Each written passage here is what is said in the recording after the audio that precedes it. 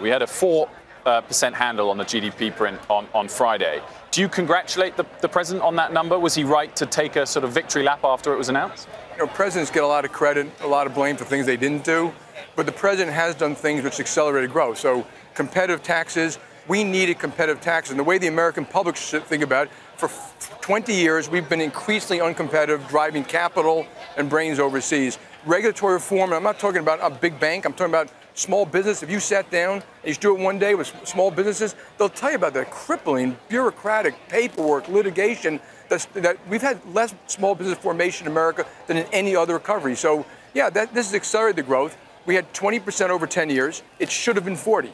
The reason it wasn't 40 was because a lot of things that we did hurt ourselves. So I'm hoping we continue to have policies that accelerate growth. And growth is good for all Americans, which is why it's so important to have some kind of growth agenda. Is 4% sustainable? I think we could do a lot better than 2.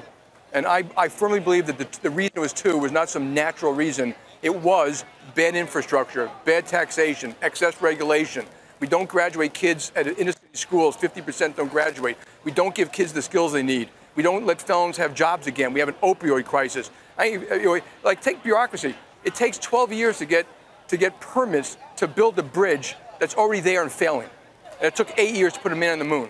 So the American public looks at this stuff and says, that's what's holding us back. It was us. So it certainly should be a hell of a lot better than 2%. And I don't know if the natural rate is 3.5 or 4 or 3, but it's not 2.